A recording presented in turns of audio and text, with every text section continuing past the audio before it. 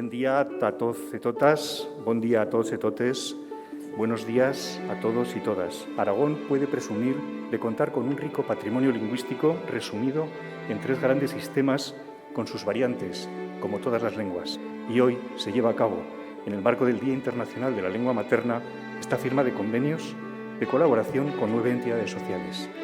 Para Plena Inclusión es un gran honor hablar en este acto en nombre de todas estas entidades.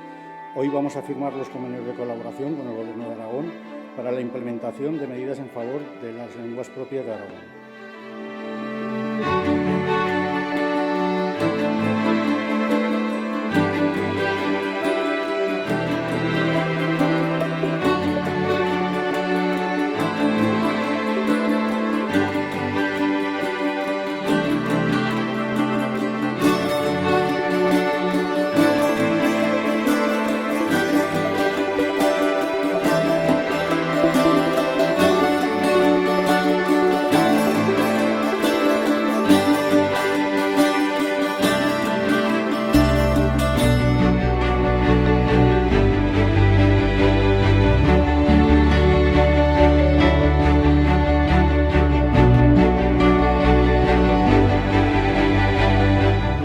Toda la sociedad en suma, para normalizar públicamente lo que es normal en la vida diaria de parte de nuestra ciudadanía, la diversidad y el plurilingüismo.